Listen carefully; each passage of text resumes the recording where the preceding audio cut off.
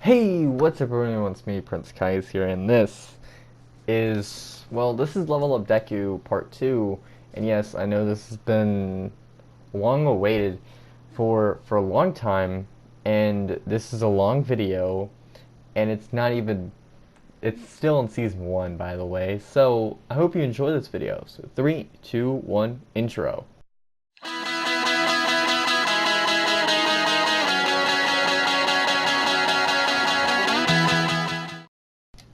Okay, so two things will change. Well, obviously the level. Um, so the first thing will be Deku will have three powers. The first will be to summon someone. It will be a support summon, and Deku can't unsummon it after the summon dies. By the way, it's um okay, so the summon will be a girl that uses healing and debuff and buff magic. Basically, it basically debuffs enemies and buffs her allies and healing civilians. Um, let's just call her Raftalia. Um, and no, she's not going to have, uh, you know, we don't want to be copyrighted. She's not going to look just like Raftalia in Shield Hero. Please do not get me copyrighted with that part, please. I'm not going to do that. She's not gonna look like that. If anyone wants to like actually, draw her up, like draw what Raftalia probably will look like, um, you can just, uh, add my Discord, uh, and send it to me on there, okay? So the second power is to summon a lot of monsters, basically an army, to help him fight or save people. And people been saying do the shadow ones, but I honestly don't want to do that. But sometimes I want to, sometimes I don't. So I'm just gonna say monsters. Okay, it's army, the army, uh, the monster army. I should say that. I really don't know if that's the thing. But the third can heal anyone, but it makes the user almost die. Yes. It can heal anyone, but it almost makes the user who uses it almost die. So the second thing is Deku's level. It will be 2025. Why 2025? Well, I really don't want him to have like 10,000 level right now. I want him to like actually have a decent level, not way too overpowered level, but 2,000 is a pretty good level to give him. So, time for what happens. So, when Deku is walking to the UA test, he looks at his stats and his new skills and notices that he has a new summon, and it tells him that if he summons it, it will not be able to be unsummoned until the summon is dead. By the way, it can keep its memories from its keep its memories after it dies. So don't worry, it's not going to be a different summon all the time. Okay, don't worry. So he arrives to UA, then bumps into someone and saves them from falling. Then he puts the skills, puts the skill tree away, and notices that it is a girl and tells her that he's sorry for bumping into her. He didn't. He wasn't looking where he was going, and tells her his name, just in case if she's hurt, and tells, well, after he tells her her her her name, after he tells her his name, he leaves, and Deku does. Okay, so Deku does pass the written test exam easily, because Deku's gonna have that intelligence up like maximum, and his strength super strong and stuff, and his speed is gonna be fast.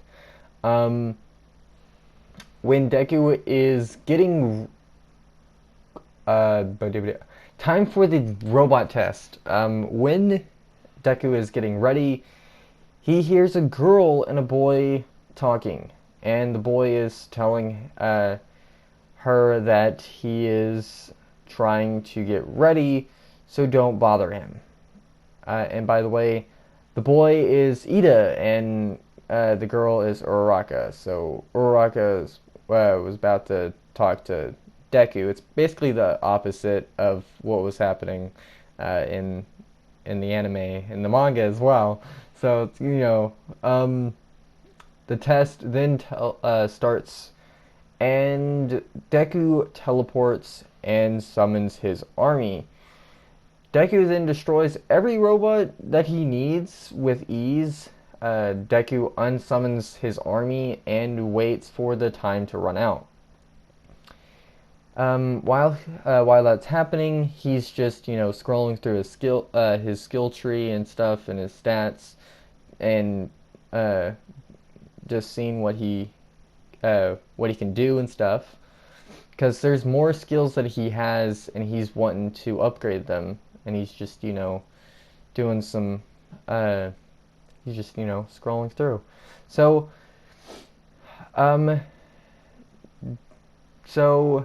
a few minutes later, the 0 Point robot is summoned. Deku hears someone in trouble and hurt, so he summons the one that told him that it can't be unsummoned unless the summon is dead.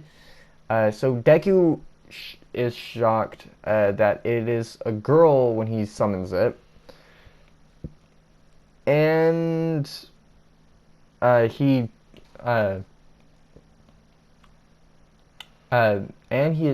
is shocked that it's a girl that has healing magic and buff and debuff magic, and that surprised him, and tells her to follow him and save everyone that is hurt while he destroys the robot.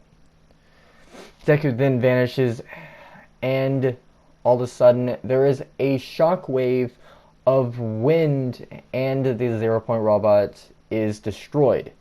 And Deku lands while the girl saved Uraraka. Deku then walks to the girl that he summoned, saved, and asked. Well, he walks to his summon and asks his summon if the girl is fine, and asked what her name is, and tells his summon that he could have held back quite a bit because some of the buildings are kind of destroyed with the shockwave that he emitted by punching it, because he didn't know how strong the robot was, so he just just didn't hold back. He held back a little bit, not that much. He's like 50% in that one. So Um, uh, his summon tells Deku that she's fine, that the girl's fine, and she doesn't have a name. And Deku then tells his summon that he'll give her a name, and it will now be Raphtalia. And all of a sudden, her name, there's a name that appears uh, under uh, under his health bar and under Deku's health bar that only Deku can see, and it says Raphtalia, and it shows her level, and it's about like 1,000 levels weaker than his, and she's pretty under-leveled. So she's like, pretty weak. Well, she doesn't have 1,000 levels. She's like, level 55, and she has pretty good magic. So, there's that. Raphtalia tells Deku that she loves the name, and she will protect him forever. Deku then tells her to protect everyone before protecting him, because after all, who's going to protect everyone who can't protect themselves if there's nobody who can not be saved? I don't know where I was going with that. My head, I was saying something else entirely different, but I can't. I had it right there, but on my script, but I didn't know where it is now. All of a sudden, Uraraka wakes up. I accidentally put walks. Wakes up, and Deku asks what her name is, and Uraraka tells Deku her name, and then Deku leaves and asks Raphtalia what she knows about this world. Raphtalia tells Deku that she knows everything about this world and his quirk, and asks if he notices the gate over there. And Deku tells her that he knows that there is a gate over there, and it's time to go inside a dungeon. So they enter the dungeon. So a few days later, Deku and Raphtalia come back. When they get out of the dungeon, Raphtalia is hurt badly because she is, way too low level. So Deku then teleports to his place and enters from his window because he doesn't know if his mom is there, and he doesn't want to look like he's, sneaking in a girl. Well, he is. Well, it's a summon, okay? When he puts Raphtalia on his bed, he looks through his inventory to see if he has anything to help her, but he doesn't have anything to stop the wounds or stop the wounds from bleeding or anything. So he runs to the bathroom, and there's nothing either. So he basically runs back in his room and tells her that it'll be fine, and uses the one skill that he doesn't want to use only in dire situations. And he knows that he can summon her again, but he doesn't know if her memories will be wiped or not. So skill that he uses the skill and almost passes. Oh, okay. So he casts the spell and passes out. and she wakes up as soon as the same time as Inko arrives, and that's basically a few seconds after Deku basically passes out, and Inko arrives to the house. Inko sees Deku on the floor, passed out, and sees Raftalia, and there's like a blunt, and asks who she is, and Raftalia gets up and grabs Deku and tells Inko to help her get him on the bed, and tells Inko everything that happened and who she is. The next morning, Deku wakes up and sees Raftalia is right next to her on a chair. Deku then gets up and picks her up and puts her on the bed, and then sees a letter from UA, and he opens it in the living room and leaves because it is the first day of UA, and he is accepted. Deku then leaves Raftalia and leaves her a note and goes to UA. When he arrives to the classroom, and he opens the door. He notices that Bakugo got into UA and is in 1A as well. Ida then walks to Deku, saying the same thing as in the anime and in the manga. Deku tells Ida that there was nothing more to the test, so don't say that. He's not superior in any way besides, how strong he is and stuff. Besides, there was nothing more to the test. Then all of a sudden, Uraraka arrives and tells Deku that she is happy to see him, and so she can thank him for saving her. Deku tells Uraraka that is what a hero does, and tells her you're welcome. Tells her that you're welcome. Then Aizawa arrives, telling them that it took them a long time to be quiet, and basically the same thing in the anime and manga.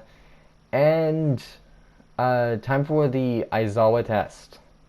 When everyone arrives outside, Aizawa tells everyone the same thing as in the anime and manga. After the ball throw for Bakugo's, Raftalia arrives and yells at Deku for leaving her alone this morning. Obviously,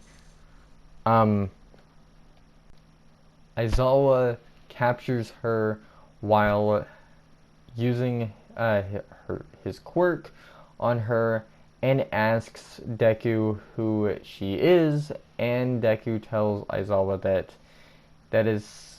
that Raftalia is his summon, and Aizawa then lets her go, and of course he has more paperwork to do because she can't be unsummoned, so she has to be enrolled in the 1A. Yeah. Deku gets first place in every test because, his stats are way too overpowered. He's actually stronger than All Might right now in his prime. All Might in his prime is like weaker than this Deku right now. Raftalia got 5th place in everything. And time for the battle test arc, but that will be like, in is a part 3. So I hope you enjoyed this. So um yeah, I hope you enjoyed this because this is like amazing. How I honestly love how I'm doing this one, but sorry it's late and stuff. I said I was going to be today, well, not today, like uh, the 14th, but no, I didn't. So sorry about that. It was early, like a couple hours early. So sorry about that, but you got it, and here you go. So 3, 2, 1, outro.